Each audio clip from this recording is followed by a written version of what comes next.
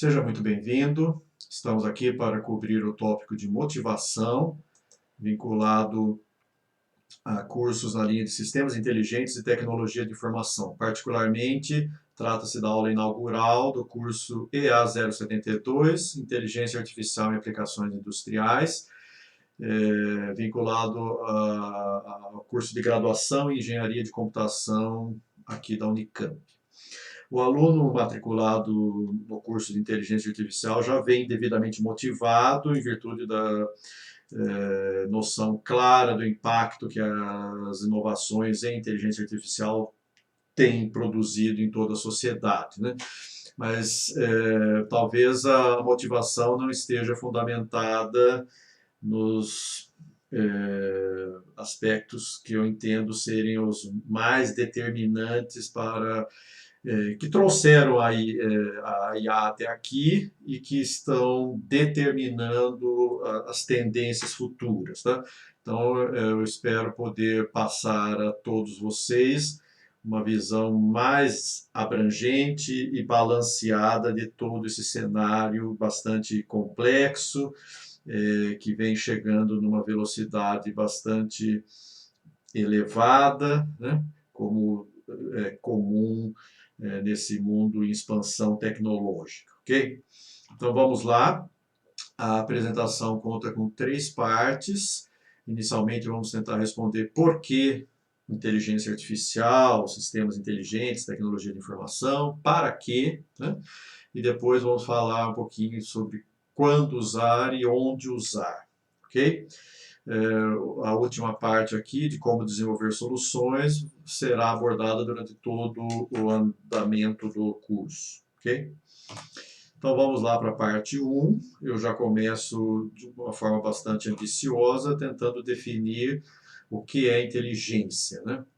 Não há, de fato, uma definição consensual e o que e nessa situação, né, quando há múltiplas definições e nenhuma é totalmente convincente, é porque nenhuma delas é completa e autocontida. Mas vamos, pelo menos, fazer uma tentativa aqui. Então, inteligência, sob a perspectiva desse curso, é um termo genérico que descreve propriedades da mente, como capacidade de aprendizado, planejamento, resolução de problemas, compreensão de conceitos complexos, pensamento abstrato e comunicação, usando linguagem natural do ser humano. Tá?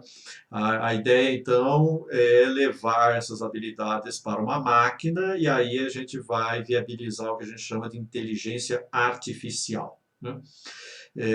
A sociedade trabalha bem o conceito de inteligência ao associar pessoas mais inteligentes àquelas com melhor capacidade de tomar decisões acertadas visando o atendimento de objetivos de vida, né?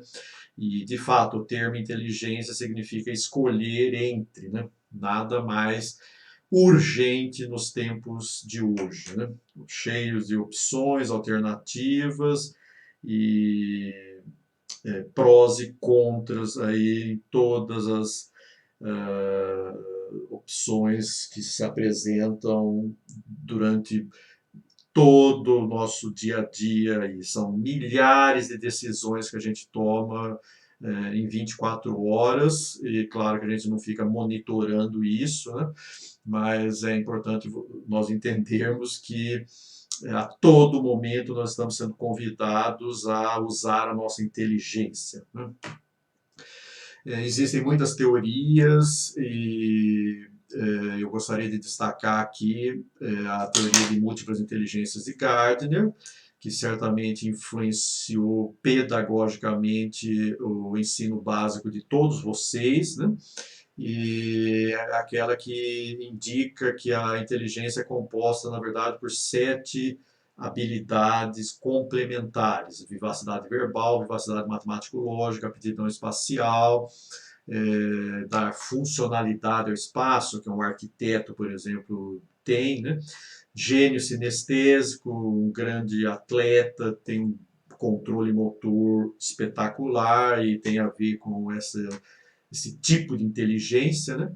dons musicais, aptidão interpessoal e aptidão intrapsíquica. Aqui eu coloquei em vermelho a vivacidade matemático-lógica, porque ela está associada ao QI, e esses dois últimos, né, o conhecimento do outro e o conhecimento de si próprio, que atribui habilidades de liderança a um tomador de decisão aí, né, caracteriza o que a gente chama de quociente emocional, né? Mas enfim, o importante aqui, mesmo não sendo a única teoria, mas é alertar vocês de que todas essas facetas aqui de inteligência, né, podem ser melhoradas durante a vida. Então, se você exercitar, se você praticar, você pode avançar nessas habilidades, caso entenda ser necessário para buscar um maior equilíbrio em todas elas, ok? Existem também índices que medem inteligência, agora eles são muito sujeitos variam muito de acordo com as circunstâncias, né? Eu mesmo, quando estou ministrando uma aula, às vezes eu sim, me sinto que não estou tão inspirado, me atrapalho na no sequenciamento da linha de argumentação, e isso pode ser motivado por vários fatores, né?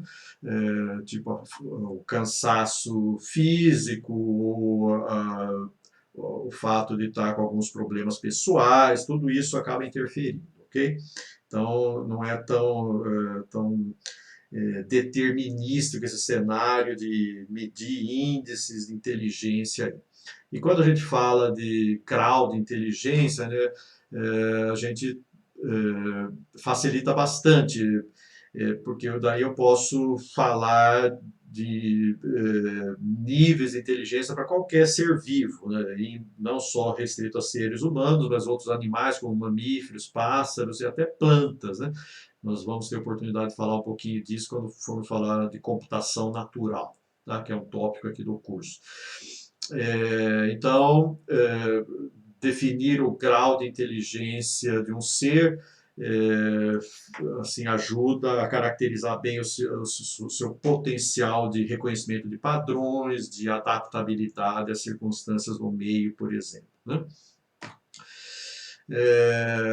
Como eu já adiantei um pouco, a inteligência artificial tenta então levar essas habilidades para uma máquina, né, e tornando essa máquina com maior capacidade de processamento de informação.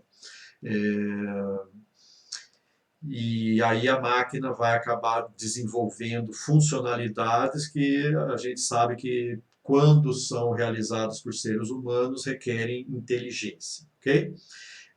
O termo, o jargão, né, inteligência artificial foi proposto em 1956.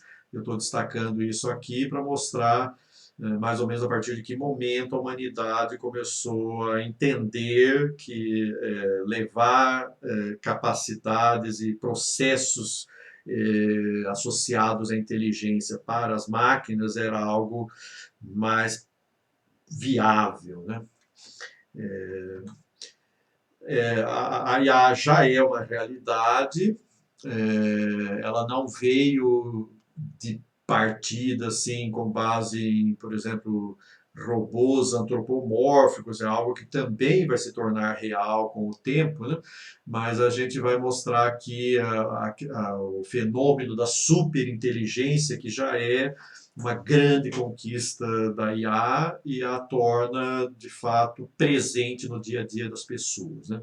Então, parte essencial da indústria da tecnologia responsável pela proposta de soluções para muitos dos desafiadores problemas da computação está centrada em IA. A gente vai mostrar daqui a pouquinho, né, que as empresas mais valiosas do mundo são todas empresas de inteligência artificial. É um dos pilares da tecnologia de informação, promove a automação de tarefas associadas ao comportamento inteligente, e isso acaba implicando em modificações acentuadas no mercado de trabalho, né? E requerendo que a sociedade se organize para rever aí a educação e o treinamento das pessoas, né, para que elas se preparem para ocupar outros tipos de colocações no mercado, visto que certas funções estão sendo substituídas pelas máquinas, né? A gente vê isso na agricultura, com um nível de automação bastante elevado, né? E no setor financeiro também, só para dar dois exemplos. Outro jargão também vinculado ao conceito de inteligência artificial é o do organismo cibernético, como falei, temos já vários, a robótica tem evoluído bastante, né? Existem robôs que vendem mais do que celulares hoje, né? E, no entanto, ainda não atingimos aquele nível de é, antropomorfismo que os filmes de Hollywood retratam, ok? Mas, mais uma vez, em torno dos anos 50, indicando, de fato, ser uma data marcante aí para o início de um estudo mais impactante em cima da inteligência artificial, ok? Mesmo já tendo mais de 50 anos aí de conquistas e debates, né, a IA ainda causa reações bastante diversas aí na sociedade, desde uma visão mais negativa do seu poder e do seu alcance, né, até visões mais positivas, né? Então precisamos ter ciência disso, talvez na nossa comunidade, você que está assistindo essa videoaula, né, não tenha nenhum tipo de dificuldade em ser otimista e estar empolgado com as possibilidades de desenvolvimento de soluções de IA, tá? Mas a sociedade ainda, inclusive, tem bastante receio e até temor da evolução da IA, né? Às vezes sustentadas por teorias de conspiração aí, enfim, mas é importante entender que as coisas estão acontecendo muito rápido e não necessariamente indo por caminhos onde toda a sociedade está acompanhando e se adaptando na mesma velocidade. Isso não é assim e precisamos levar isso em conta, tá? Aqui aquele cenário que eu já tinha antecipado, né, mostrando claramente que estamos trocando o valor agregado. As empresas de maior valor ao longo dos anos, elas têm migrado de empresas que trabalham com átomos para empresas que trabalham com bits, né? E as top 5 hoje são todas empresas de inteligência artificial.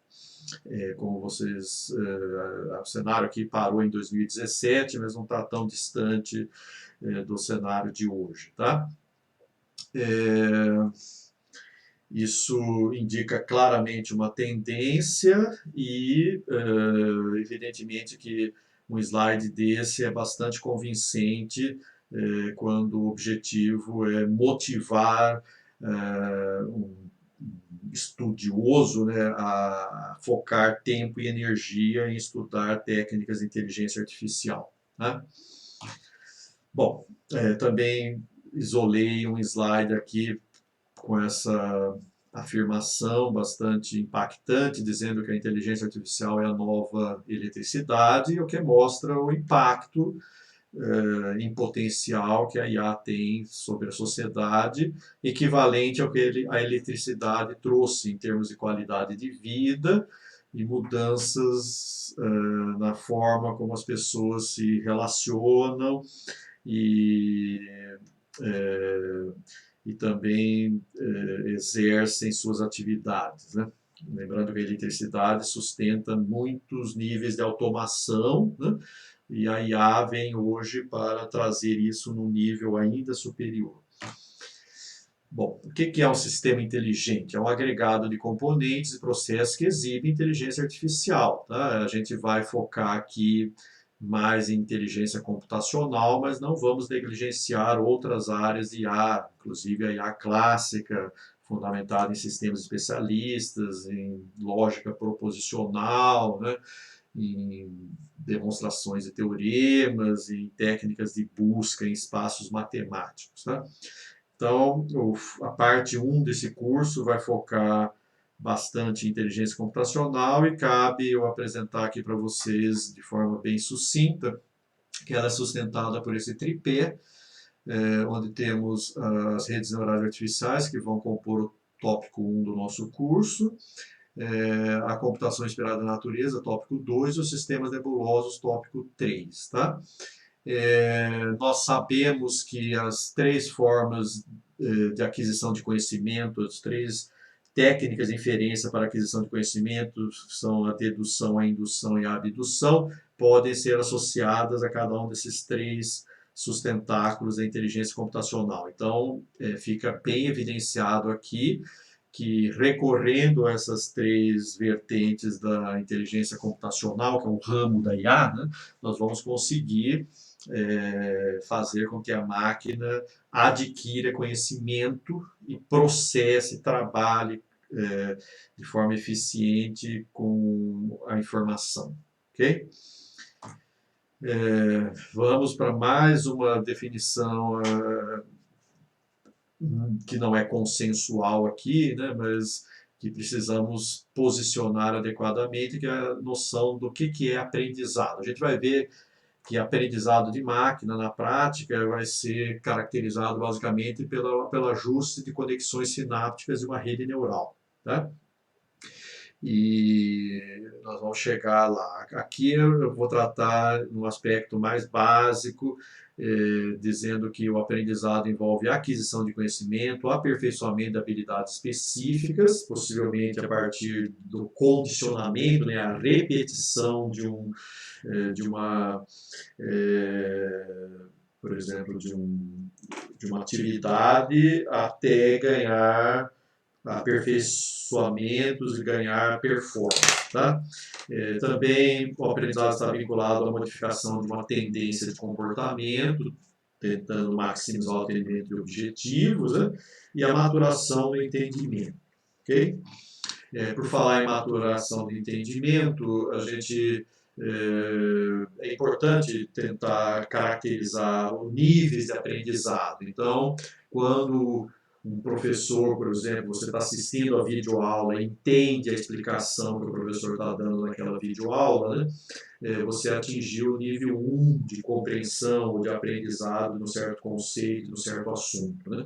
Quando você usa e pratica, resolve problemas com aquele conceito, você pode considerar que atingiu o nível 2. Isso vocês vão fazer, por exemplo, nos projetos computacionais.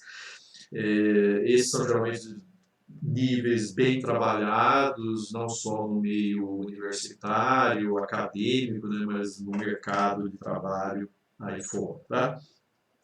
Já o nível 3 implica se você atingir o nível 3, então você é capaz de explicar esse conceito de modo que outras pessoas entendam. Veja a diferença para o nível 1, onde você entende quando alguém explica. O nível 3 é você explicando de modo que alguém entenda. Tá? É o que vocês vão praticar, por exemplo, na prova. Né? E o nível 4 envolve transpor esse conceito para outros contextos. E o nível 5 seria criticar e detectar limitações e extensões possíveis, né? Propor inovações e contribuindo aí com novas tecnologias, novas teorias, novos conhecimentos. Tá? É importante entender, então, que a sociedade valoriza bastante, né, pessoas que fazem críticas bem sustentadas, né? Porque para a pessoa chegar nesse nível, ela precisa dominar bastante aquele assunto. Então, ela é considerada uma autoridade naquele assunto. Né? Também temos pessoas que criticam com base em argumentos precários, né? Mas não vamos entrar nesses detalhes aqui. Só gostaria de enfatizar que faz sentido socialmente você valorizar pessoas que fazem críticas bem embasadas, tá? E são raras as que conseguem fazer isso justamente pelas exigências associadas que vocês estão vendo aqui. Bom, o aprendizado de máquina é uma área de pesquisa com meio século de existência, né? E tem esse propósito de desenvolver métodos computacionais que implementam várias formas de aprendizado, em particular mecanismos capazes de aprender a partir de dados disponíveis. Então é importante que vocês entendam que quando a gente fala em aprendizado de máquina, predominantemente nós estamos falando em aprendizado a partir de dados disponíveis, né? Esse vai ser o tema mais recorrente aqui no curso de inteligência artificial. Dentre todas as técnicas que nós vamos aprender, né, a maioria delas, ou o maior tempo, a maior energia, nós vamos investir em técnicas de aprendizado a partir de dados, né? E por que isso, né? Porque com o aprendizado a partir de dados, a gente consegue promover mudanças internas em sistemas de entrada e saída. A gente vai ver que um neurocomputador, né, uma rede neural artificial, é um sistema de entrada e saída, faz um mapeamento de entrada e saída, né? E quando eu aprendo, eu promovo alterações nesse mapeamento, de modo que as saídas sejam adequadas de acordo com a entrada. Por exemplo, se eu quero um classificador de alta performance, um sistema de reconhecimento de padrões, né? Então, para certas entradas, para certos atributos de entrada, eu vou querer que esse mapeador, né, essa máquina, me produza uma saída que seria a classe mais indicada para aquele conjunto de atributos de entrada que caracteriza um certo objeto, tá? E eu faço, ao aprender, eu promovo mudanças internas numa máquina visando ganho de desempenho na execução dessas tarefas, né? Classificação, reconhecimento de padrões, planejamento, diagnóstico, tomada de decisão, predição. Nós vamos implementar, o curso tem um viés prático bastante relevante, né? Nós vamos implementar soluções em todas essas linhas aqui. Por falar em reconhecimento de padrões, vamos trabalhar com apenas com esse tipo de tarefa aqui, né? Eu convido vocês a ler esse texto. Eu entendo que vocês vão conseguir ler com bastante fluência, e a razão pela qual vocês não terão dificuldade na leitura, apesar das letras estarem permutadas aí, a menos da primeira e a última letra, né, que ao ler nós trabalhamos com o contexto e também enfatizamos bem mais a primeira e a última letra das palavras, né? E caso você não tenha acabado de ler, pare o vídeo, porque eu vou dar sequência aqui agora, tá? Eu pergunto para vocês, uma máquina consegue ler o texto acima, né? Com a facilidade que o ser humano tem, né? Então, para a gente poder responder essa pergunta, eu vou submeter esse texto ao tradutor do Google. Se o texto não tivesse com essas letras perguntadas, o resultado da tradução seria muito bom, praticamente perfeito. E, no entanto, submetendo esse texto com essas permutações que um ser humano consegue se virar bem e ler, né? Mas a máquina não consegue. A gente está vendo que há problemas muito sérios aqui na tradução. A tradução não tem nada a ver, esse texto em inglês não tem nada a ver com o conteúdo do texto em português que vocês conseguiram ler, tá? E aí eu pergunto, você consegue responder o que faltou para que uma máquina se desse melhor na tarefa de tradução? Eu lembro que eu fiz a tradução no dia 15 de setembro de 2020, portanto, bem próximo do momento que eu estou fazendo essa gravação. A resposta para essa pergunta é um ensinamento já, um alerta que eu faço para todos que vão se envolver aí com o aprendizado de máquina. Então, as máquinas vão aprender, vão desempenhar tarefas equivalentes àquelas desempenhadas por seres humanos, né? No entanto, elas não necessariamente vão realizar essas tarefas recorrendo às mesmas estratégias, né? Então fica evidente aqui que a máquina trabalha com todas as letras da palavra e não evidencia apenas a primeira e a última, tá? Esse é um aspecto importante aqui. Também eu gostaria, ainda recorrendo ao conceito de reconhecimento de esse tipo de tarefa de reconhecimento de padrões, né? Nós vamos trabalhar aqui esse cenário. Eu vou preencher essa tabela daqui a pouco e eu peço que vocês encontrem os 5 que fica acima do mais, à direita do vazio, abaixo do 3 e à esquerda do arroba, tá? Então vamos lá. Eu vou falar um pouquinho aqui, posso atrapalhar um pouco vocês, mas é muito improvável que vocês já tenham localizado esses 5 a partir da leitura desse texto, tá? Então, agora eu vou apresentar a mesma informação que estava textual no slide anterior, agora nesse formato bem mais adequado, né? Que vai permitir que você faça um scan visual, né? Uma varredura, e localize esses 5 procurados aí com muito mais eficiência. Então, vamos ver. Eu acredito que vocês já devem ter localizado, né? Ele está na linha F, coluna 5, tá? E isso é apenas um experimento que mostra que, seja para seres humanos ou para máquinas, né?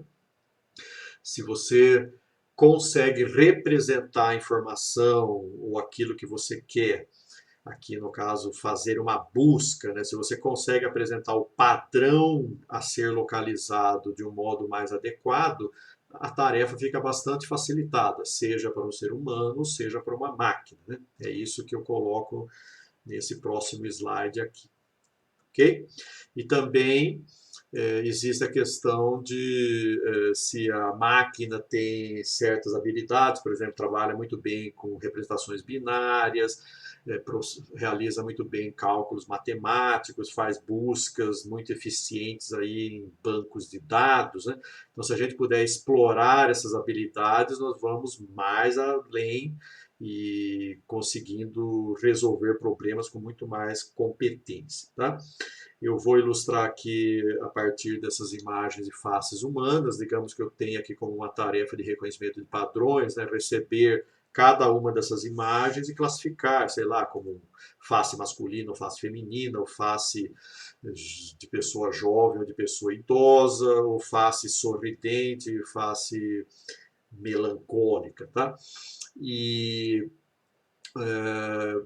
se eu submeto uma máquina que vai fazer o reconhecimento, vai fazer essa classificação, né, diretamente os pixels da imagem, né, não é uma tarefa tão simples assim, né? Por outro lado, se eu extrair atributos dessa imagem, eu posso ir, quanto melhor esses atributos, quanto mais discriminantes eles forem, né, mais facilitada fica a tarefa para a máquina, né?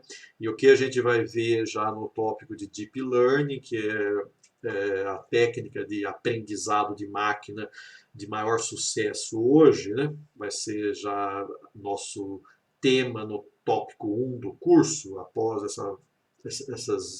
esse conteúdo preliminar aqui. A gente vai ver que as arquiteturas profundas de redes neurais, ao serem treinadas, automaticamente aprendem representações competentes, por exemplo, de imagens como essas, né? Então, a máquina vai ter alta performance, mesmo recebendo a imagem bruta, porque antes de tentar resolver o problema, ela vai, ou simultaneamente, né, ela vai aprender a buscar representações que facilitam a tarefa de classificação ou reconhecimento de padrões, tá?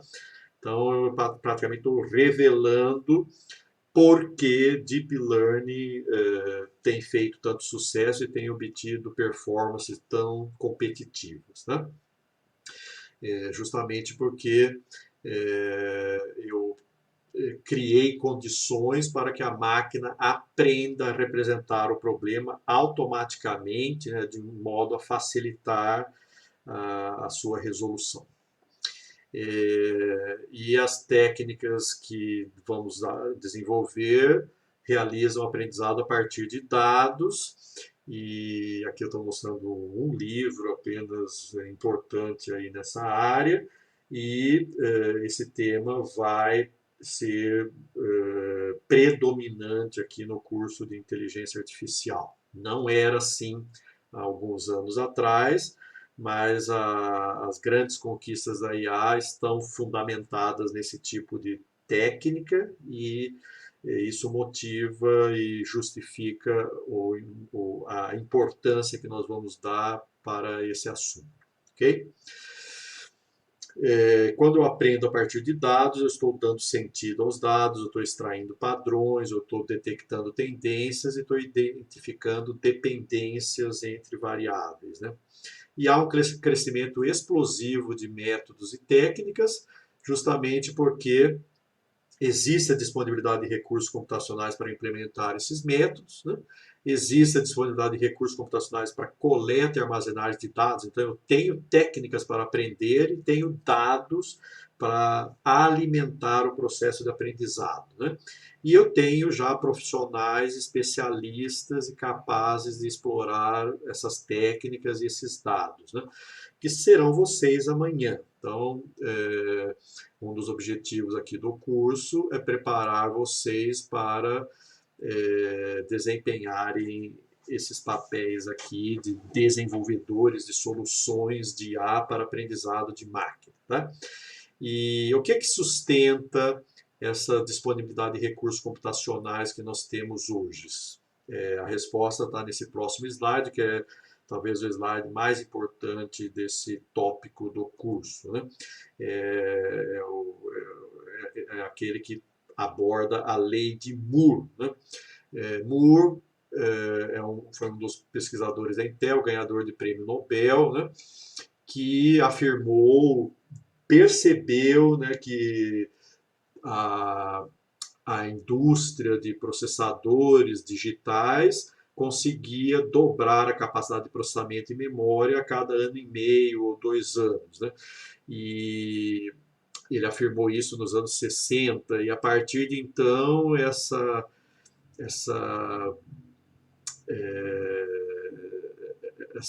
esse objetivo de dobrar a capacidade de processamento de memória passou a ser um objetivo mesmo da indústria, né? Então virou uma lei porque as pessoas colocaram essa expectativa e foram atrás de atingir esse objetivo, ok? E por 5 décadas a lei de Moore vigorou, como vocês percebem nesse gráfico aqui, ok?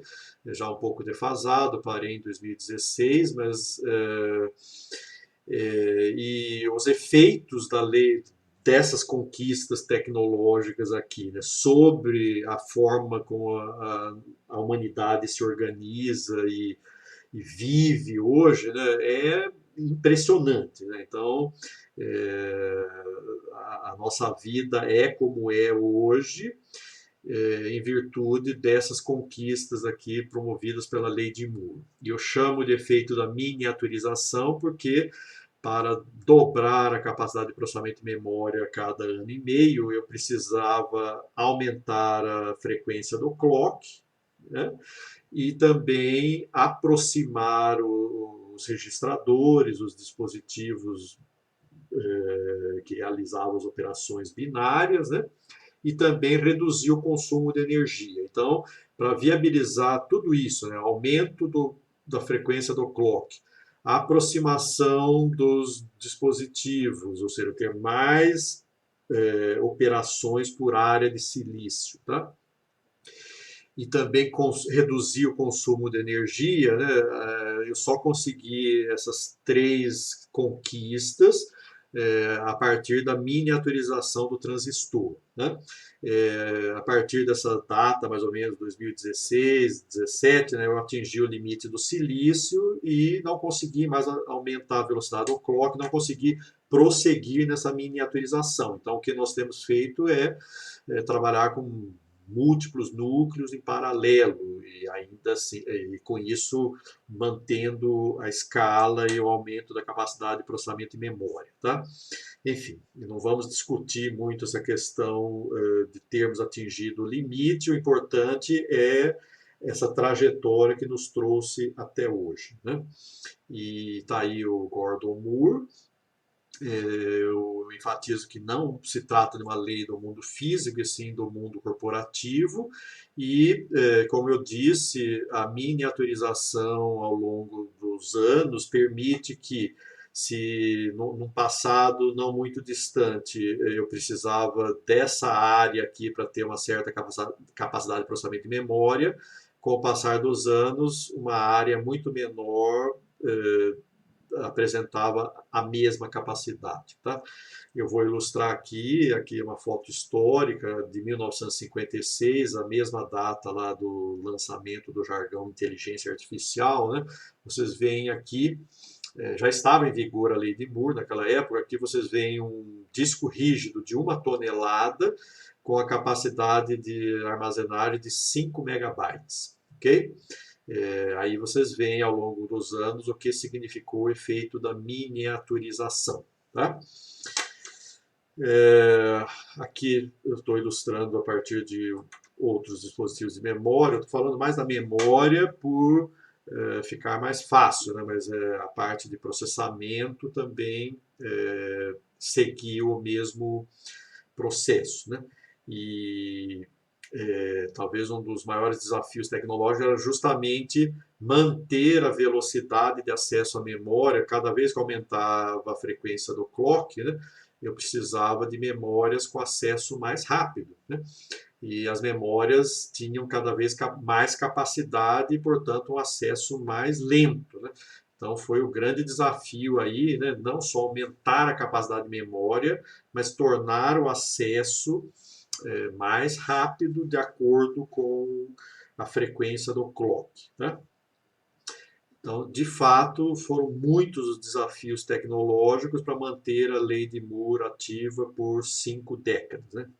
E muito dinheiro rolou aí em financiamento para pesquisa e desenvolvimento. Outra grande façanha tecnológica que complementa aí a lei de Moore, né, é a comunicação sem fio, e que viabilizou os dispositivos móveis, os quais, evidentemente, se beneficiaram da lei de Moore. Com a lei de Moore, foi possível alimentar um smartphone, por exemplo, com uma bateria que dura pelo menos 24 horas, tá? Isso não seria possível se a miniaturização não tivesse sido conquistada pela lei de Moore, certo? Tendo essas duas conquistas tecnológicas, né, a comunicação sem fio e a lei de Moore, criou-se a infraestrutura que a gente chama de computação em nuvem hoje, que é em cima dessa infraestrutura que nós vamos desenvolver, ou que estão sendo desenvolvidas as principais soluções de inteligência artificial. Tá? Então, tecnologicamente, nós estamos com uma infraestrutura que demanda soluções de IA e permite que elas sejam implementadas na prática. Né? Como eu coloquei, né, a IA já é uma realidade e os smartphones, né, essa tecnologia sem fio, mais a lei de Moore, acabou viabilizando a conectividade entre cérebros e entre cérebros e máquinas também, né, que a gente vai falar a seguir. Aqui eu estou mostrando uma figura à esquerda que não é tão realista, não significa que as pessoas estão lendo a mente dos outros, mas elas estão conectadas a qualquer momento, em qualquer lugar, né? com o seu network, ok? E, portanto, eu posso sim usar o cérebro de uma outra pessoa para guardar informação para mim. Se eu sei que alguma pessoa sabe resolver um problema, eu não preciso aprender desde que eu tenha acesso àquela pessoa quando eu precisar resolver aquele tipo de problema e assim vai. Né? Então, trata-se de uma tecnologia fundamental, né? Um requisito fundamental para lidar com a expansão tecnológica. E eu sou muito mais, eu e o meu network, né? Somos muito mais do que eu sozinho, ou cada um sozinho. O todo certamente é mais do que a soma das partes. É isso que a gente chama de superinteligência, a conexão entre cérebros e também entre cérebros e máquinas, ok? Além disso, né, cérebros conectados, formando esse network, né, também acabam tornando cada cérebro individual mais saudável. Né? Essa pesquisa que eu estou evidenciando aqui, ela mostra isso, né? Por exemplo, as redes sociais impõem desafios, né? As pessoas querem ser curtidas ou serem admiradas nas suas colocações, nos seus tweets, por exemplo. Tá? E isso requer criatividade, requer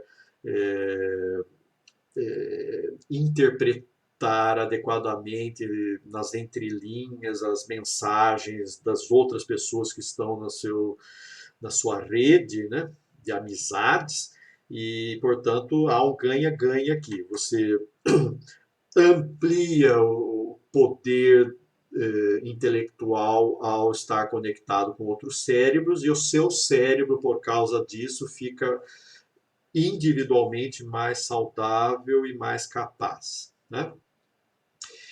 Isso tudo, essas tecnologias e essas infraestruturas todas de processamento de informação estão criando a Internet of Everything, né?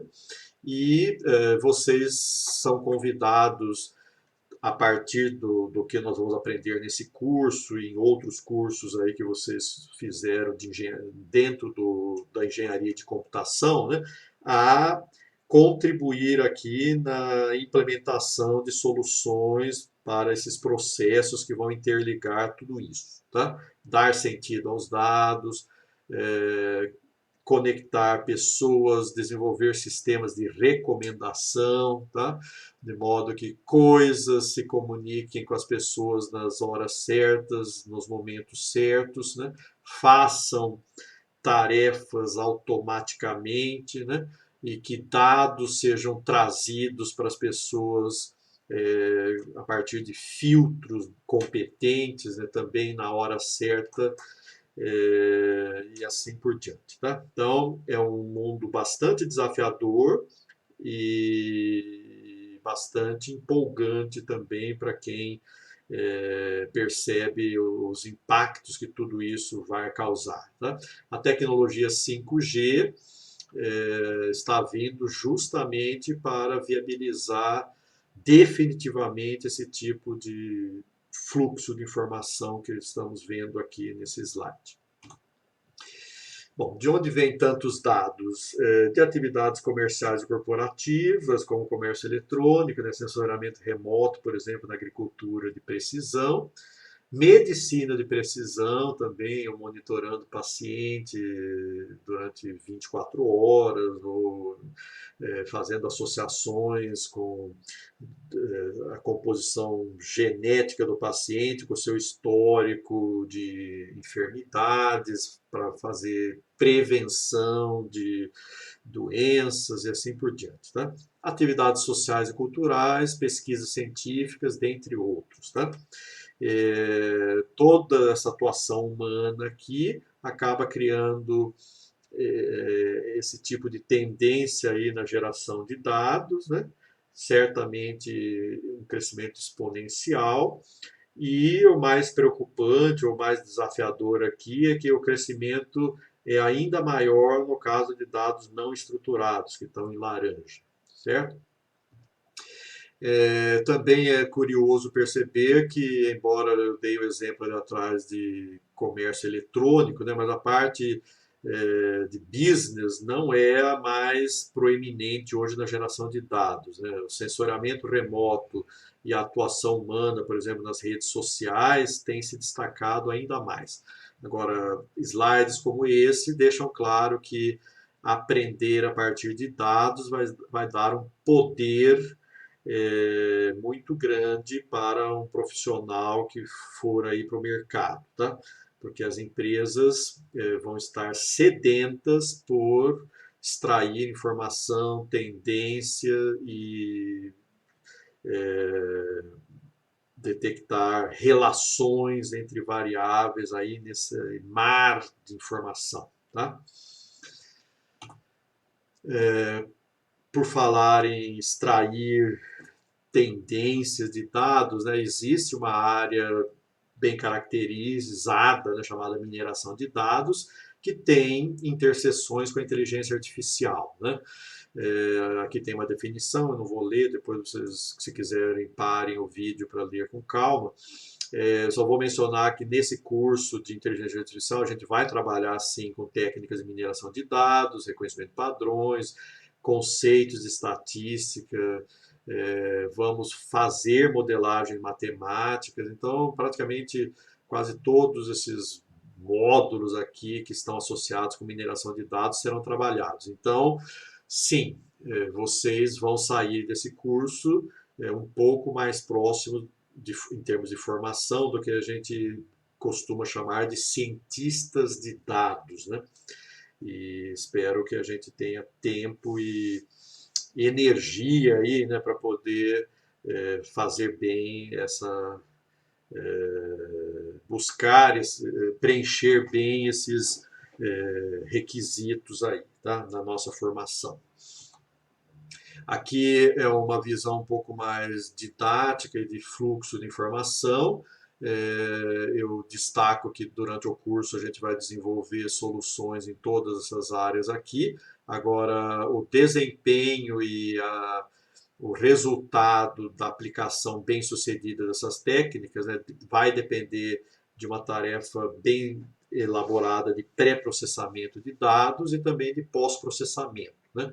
Então, eu posso não chegar a um bom resultado de agrupamento se eu não fizer bem essas etapas de pré-processamento. E também não adianta nada eu chegar num bom resultado de agrupamento se eu não tiver técnicas competentes para visualizar e interpretar esse resultado do agrupamento. Tá? Então, embora a gente vai enfatizar essas habilidades e técnicas aqui nesse núcleo central, né, mas nós também vamos investir um pouco em pré-processamento e pós-processamento de dados. Ok?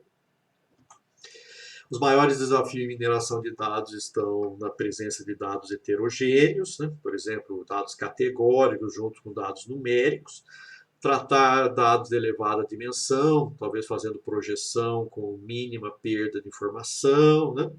Tratar dados incompletos e ruidosos, dados também antigos, né? Que têm informações já desatualizadas, né? Que requerem imputação de dados, por exemplo. Incorporar restrições e conhecimento a priori, isso facilita a tarefa, mas nem sempre é simples. E desenvolver algoritmos eficientes e escaláveis. Eu gostaria de destacar esse último item, lembrando que, de fato, os algoritmos mais populares em qualquer área aí de engenharia de computação são aqueles simples, fáceis de entender, que exigem pouco recurso computacional e que levam a bons resultados, né? Evidente. Agora, é muito raro eu conseguir tudo isso num único algoritmo, e nos dias de hoje, mais ainda. E aqueles que conseguirem, comparado com o que tem hoje no mercado, vamos chamar assim, né? Certamente tem um potencial enorme de abrir startups que em pouco tempo podem valer milhões ou até bilhões, né? Então é o grande sonho de muita gente aí, né? é o equivalente a ser um herói, né? Dentro da área de engenharia de computação. O herói é aquele que desenvolve algoritmos mais eficientes que os existentes e, ao mesmo tempo, mais escaláveis, né? Aqui eu estou apresentando, ao falar de mineração de dados ou técnicas de manipulação de dados, né? A gente já anunciei que a gente vai se concentrar em aprendizado a partir de dados, particularmente em aprendizado profundo, que é o ajuste de conexões sinápticas e redes neurais com muitas camadas, né? Então ela tem uma arquitetura profunda e realizar o aprendizado de redes neurais com arquiteturas profundas chama-se Deep Learning, né? Aprendizado profundo. Bom, aqui a gente está vendo um pouco da história da IA, que começou em torno dos anos 50, tá? E em torno dos anos 80 a IA começou a ter uma área que se destacou muito, que é a área de aprendizado a partir de dados, e na última década, mais ou menos, a gente viu a área de machine learning se focar mais em aprendizado profundo, razão pela qual esse vai ser o tópico inicial do curso e aquele que vai tomar o maior número de semanas aí do nosso cronograma. Ok? Vamos então para a parte 2 aqui do nosso material, onde vamos tentar responder essa pergunta, né? Quando usar e onde usar a inteligência artificial? No fundo, nós vamos continuar com esse cenário de motivação, né? Vendo de onde vem o interesse em A gente já esclareceu bastante aqui essa questão da disponibilidade de dados pela lei de Moore, pela tecnologia de comunicação sem fio, mas não é a única motivação para eu trabalhar com IA. Tá? Existe uma outra motivação importante aqui, associada a problemas infactíveis, né? Então, os cientistas de computação no início dos anos 70 do século passado, né, eles perceberam algo bastante curioso e que cria uma demanda por mais pesquisa ainda em ciência de computação. Dentre todos os problemas que a humanidade precisa resolver, né, existe uma parte deles que é computável, que existe um algoritmo que os resolvam, né? E dentre os problemas computáveis, apenas um subconjunto é factível, ou seja, requer recursos de memória e processamento razoáveis, né? Os problemas que estão nessa região achurada são chamados infactíveis, ou seja, dá para resolver com computador, mas requerem memória e processamento que não é numa quantidade que não é razoável. Exemplo, mesmo que você use todos os computadores já fabricados na face da Terra, né, você precisaria de 3 séculos para encontrar a solução, por exemplo, desse problema aqui. Tá? Vamos falar de um problema que está naquela região achurada, depois eu volto para o slide anterior. Tá?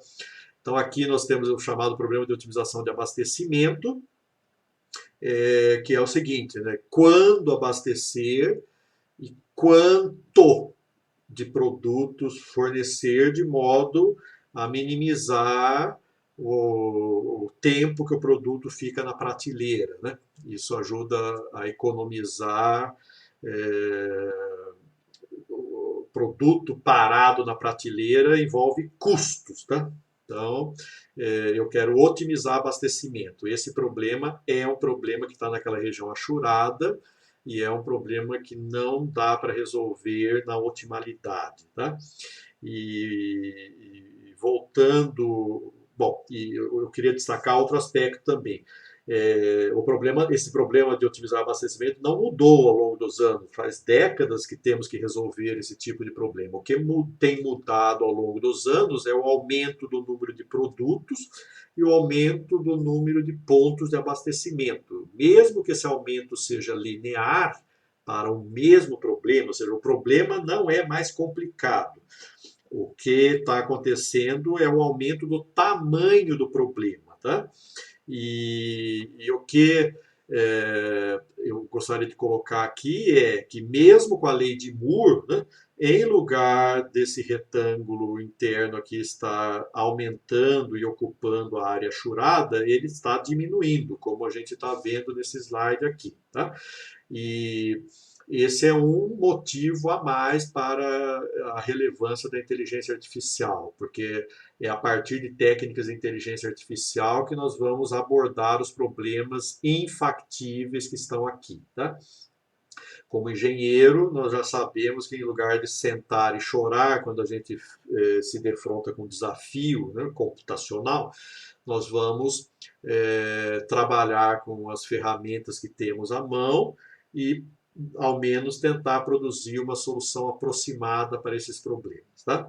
E mesmo com a lei de Moore, por que está ocorrendo esse cenário tão preocupante aqui? Né? Ontem, há uns anos atrás, eu tinha isso, e os problemas de interesse prático hoje cada vez mais estão me pressionando, ou seja, cada vez eles requerem mais recursos computacionais que não estão sendo supridos pela lei de Moore. Mas como?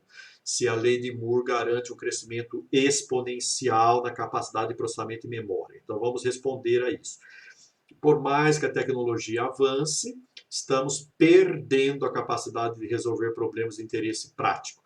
A natureza desses problemas pode até não variar muito e o seu tamanho pode crescer apenas linearmente ou até mais lentamente que isso. A lei de Moore se refere ao fato de que, ao longo da história dos processadores digitais, o número de transistores nos circuitos integrados dobra aproximadamente a cada 2 anos, o que representa um crescimento exponencial no poder de memória e processamento. Ok? É uma exponencial de base fixa. Okay? A questão é que, mesmo com uma expansão linear no tamanho n de uma ampla gama de problemas computáveis de interesse prático, por exemplo, esse problema de otimização de abastecimento, mas não precisamos ficar nele, não. Né? A gente pode ir atrás de outros problemas, como problema da mochila, problema do caixeiro viajante, né?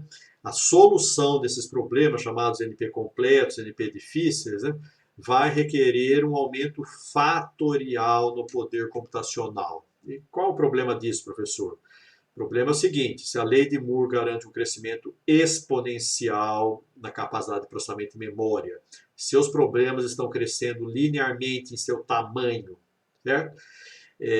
Vai haver uma exigência que cresce fatorialmente por memória e processamento, ok? Que não é atendido pela lei de Moore, já que a função fatorial cresce muitas vezes mais rápido que a função exponencial, como a gente vê aqui. A função fatorial é proporcional a n elevado a n, enquanto a lei de Moore garante uma função exponencial de base fixa. Tá? Aqui seria uma constante. Tá? Então, mesmo que eu tivesse, né, P igual a NP, isso aqui é um debate que existe aí em complexidade computacional, mas enfim, de qualquer modo, crescendo a complexidade dos problemas, eu perco a capacidade de resolvê-los. Né? E essa é, portanto, uma segunda grande motivação para eu focar o meu interesse em soluções de inteligência artificial. Ok? Temos lá, vou recuperar, resgatar de novo, né? Temos a questão lá da grande disponibilidade de dados, eu poder aprender a partir de dados, e eu tenho também cada vez mais problemas de interesse prático nessa região achurada aqui. E as técnicas de IA estão entre as poucas candidatas a me fornecer uma solução adequada, que pode não ser ótima, mas uma solução adequada a problemas caracterizados por estarem nessa região, ou seja, problemas computáveis e infactíveis. Então, consolidando tudo que eu estou falando aqui, né? Estamos imersos em um universo de tecnologia que se encontra em expansão, sendo que a dimensão do mundo à nossa volta está sempre mudando, e está mudando de forma exponencial, ok? Já que todas as corporações sabem que o progresso deve se dar a uma certa taxa, não responder a isso implica em perder o mercado, ok? Então, nesse mundo que nós estamos inseridos, e vocês vão inaugurar a trajetória de vocês aí no mercado de trabalho e tem que ter ciência disso, né? E há um outro fator preocupante chamado aqui lei de Metcalfe, né? Que diz o seguinte, que os primeiros a propor, nós temos que propor inovações nesse mundo com uma dinâmica em expansão exponencial, ok? Mas ao propor o novo, ao propor uma inovação, né, esses pioneiros têm mais dificuldades de conquistar o mercado do que aqueles que passam a trabalhar com o novo depois que esse já foi aceito, né? Que são aqueles que vêm na sequência, né? Então, os pioneiros têm que conquistar o mercado. E eu conheço particularmente muitos colegas meus de graduação, que se formaram há muitas décadas atrás, diga-se, né? Que abriram startups aí há alguns anos atrás, tinham ideias brilhantes e lançaram no mercado produtos bem melhores que aqueles que estavam consolidados no mercado, né? E, infelizmente, a empresa deles foi à falência, porque o mercado não absorveu aquele produto que era melhor e, no entanto, a lei de Metcalfe acabou inviabilizando aquele empreendimento que tinha tudo para dar certo. Tá? Então, muito cuidado com essa barreira adicional que vocês têm. Né? Além do risco de não produzir uma solução, ela pode ser inovadora, mas pode não ser melhor que o que já existe. Né? Existe esse risco também. Mas mesmo que seja superior, você tem que vencer o efeito da lei de Metcalfe. Tá? Uma possível compensação aos pioneiros, né, que vão sofrer essa impedância aqui de mercado, né, é o rótulo de inovador, naturalmente atribuído pelo mercado. Mas temos essa preocupação, ou seja, eu sei que esse curso aqui de inteligência artificial vai preparar vocês para serem inovadores aí no mercado, né? E vocês vão ter que lidar com essas dinâmicas todas de mercado, ok? Já defini inteligência, aprendizado, vamos então falar um pouquinho sobre o que é tecnologia, apenas para marcar território aqui, né? Então, tecnologia é um conceito amplo que lida com a criação e uso de algoritmos, ferramentas e dispositivos e de como eles podem influenciar na habilidade de controlar o meio e se adaptar a mudanças no meio, sejam essas mudanças controláveis ou incontroláveis, né? Então, essas expressões finais aqui nos remetem a algo muito importante que é trabalhado aí em algumas filosofias e jargões aí, modos de vida que a gente aprende, né? Que nos diz o seguinte: é preciso ter a sabedoria para atuar naquilo que você tem poder de mudar e aceitar aquilo que você não tem poder de mudar, que não está sob seu controle. Tá? Mesma coisa aqui, então. As tecnologias que nós vamos produzir aí no futuro devem focar em controlar aquilo que é passível de atuação e se adaptar àquilo que não é controlável. Tá? Então, também vocês têm que identificar esses cenários muito bem para não, por exemplo, tentarem controlar aquilo que não é passível de controle. Tá? Bom, após tudo isso que nós apresentamos, fica evidente que tecnologias recentes, entre aspas, ainda, como a imprensa, o telefone, a internet, eliminaram barreiras físicas e permitiram que a humanidade interagisse à escala global e passasse o conhecimento para futuras gerações. Então, estamos num mundo, uma tecnologia de informação, sim, né? Já vou mostrar que estamos entrando numa outra era, chamada era do relacionamento, daqui a pouquinho, né? Mas, enfim, o efeito dessa tecnologia é tornar as empresas que trabalham com bits com muito maior valor agregado do que as empresas que trabalham com átomos, tá? Bom, nesse mundo em expansão, com essas características todas, né, com esses desafios que a gente resumiu nos últimos slides, a gente pode dizer que a tecnologia de informação é mais um agente de mudanças do que uma ferramenta de produtividade. Então, há um equívoco de algumas empresas que investem em atualização do seu quadro de tecnologia de informação, né, e já esperam ganho de produtividade. Na verdade, a empresa está se preparando para viabilizar novas atividades que agregam valor, que não necessariamente vão trazer ganho de produtividade, podem até trazer, tá? Então é importante ter isso em mente. As empresas, o mercado está em constante mudança, as regras do jogo estão sofrendo dinâmicas temporais aí de variação, né? E as empresas precisam reagir a isso. Se são empresas de ponta ou líderes no mercado, né, elas têm que se reinventar a todo momento, viabilizando novas atividades que agregam valor, né? É isso que estamos alertando aqui, ok? Não é nenhuma surpresa, portanto, aqui é uma predição para a última década, que a maioria dos empregos, aqui é metade dos empregos, né, nas áreas de ciência, tecnologia, engenharia e matemática, né, áreas que resolvem problemas usando o computador, né, metade das vagas está na área de computação, é a área do curso que nós estamos.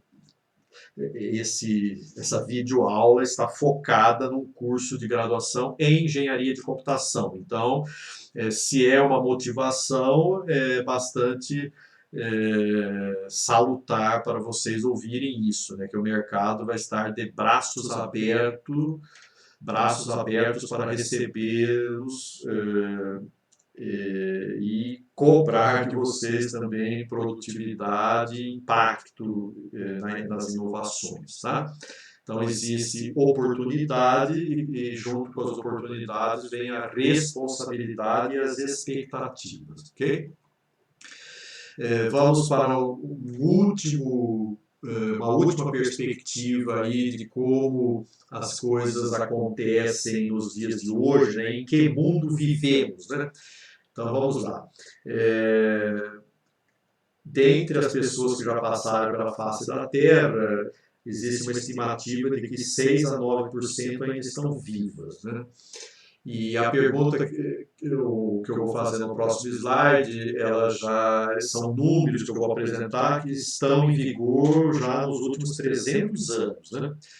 E que é o seguinte, né? E entre os cientistas que já passaram pela face da Terra, quantos ainda estão vivos? E entre os engenheiros, quantos ainda estão vivos, né?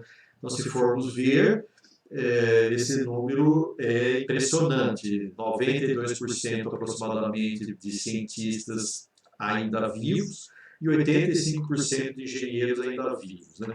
O que isso implica? Implica que o mundo já está em expansão exponencial, seja por causa da lei de Moore, seja por alguns outros fatores, né, tipo as superinteligências que estão conectando os cérebros aí, mas o nível de inovação tende a estar concentrada no tempo de hoje, né?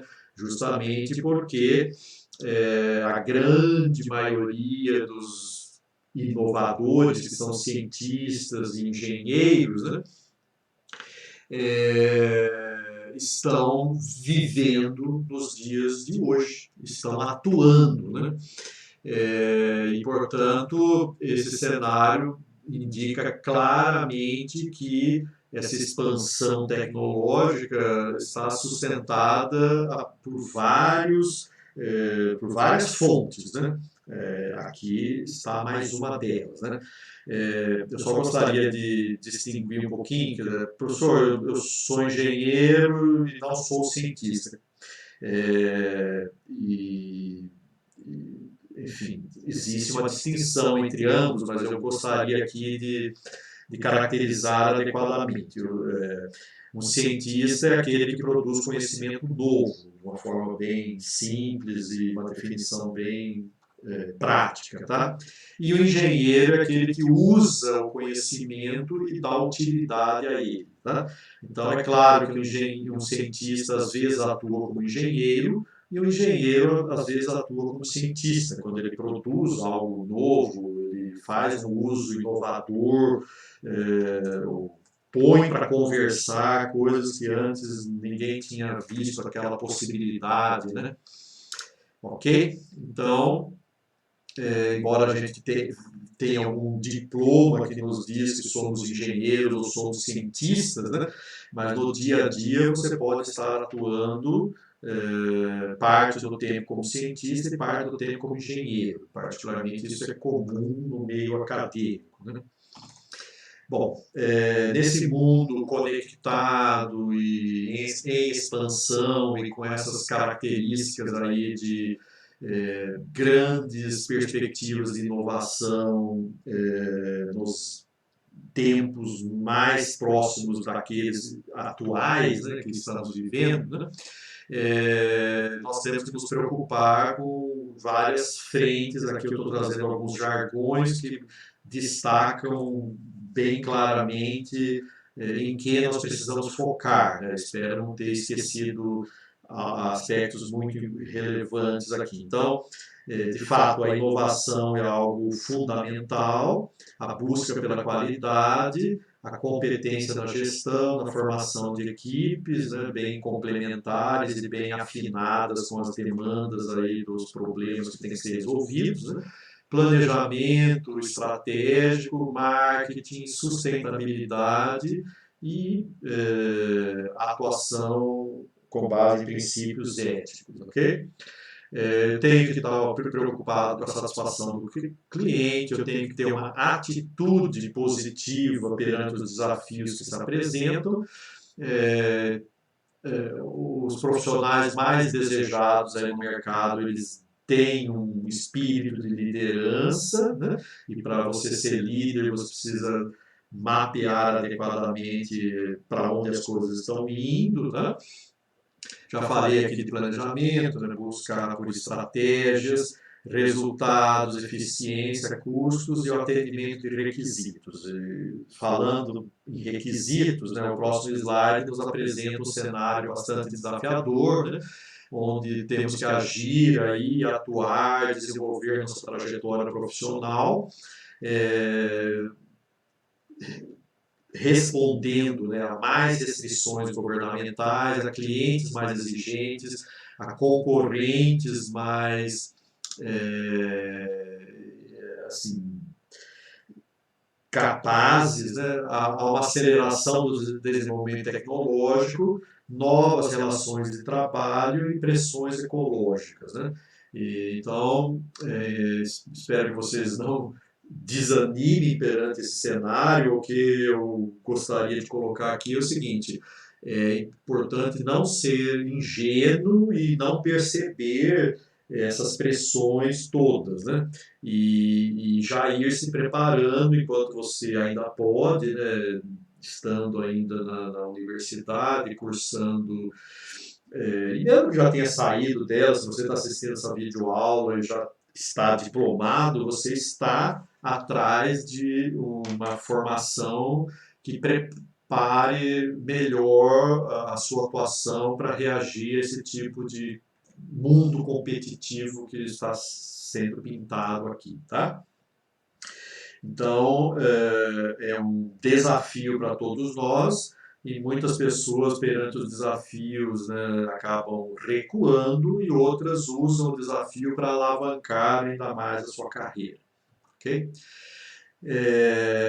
Sintetizando, então, a gente está vivendo um mundo em expansão e cada vez mais conectado, né?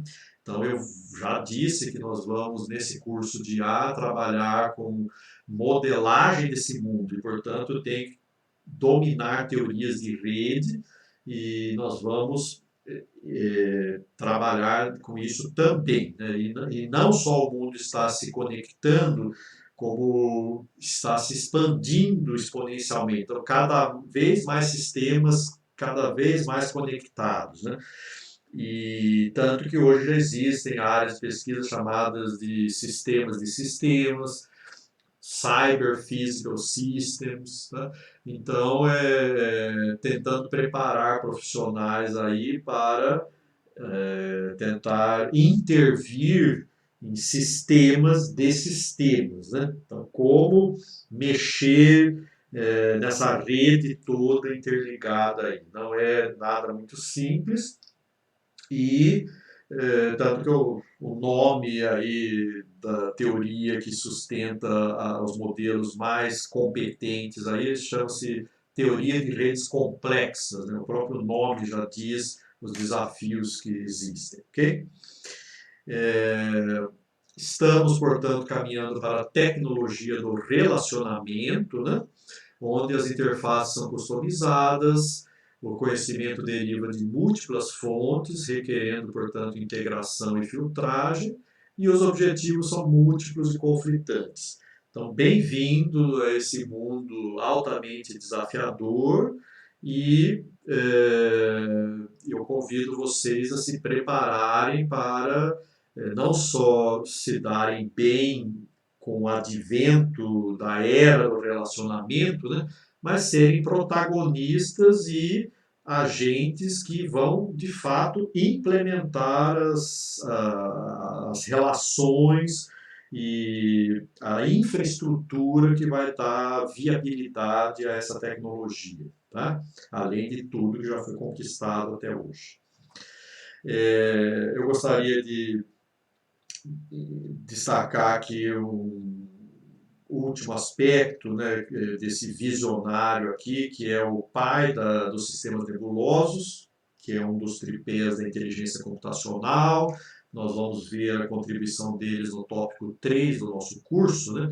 Ele afirmou o seguinte, que à medida que a complexidade do sistema aumenta, nossa habilidade de fazer afirmações precisas e que sejam significativas, ou seja, precisão e significância simultaneamente, vai diminuindo até o momento em que essa precisão e significância se tornem mutuamente exclusivas. Tá? Então, eu gostaria de alertar vocês para isso também. Essa é uma outra razão para a gente trabalhar com inteligência artificial, porque as técnicas de inteligência artificial conseguem tomar decisão, raciocinar na presença de incertezas, né?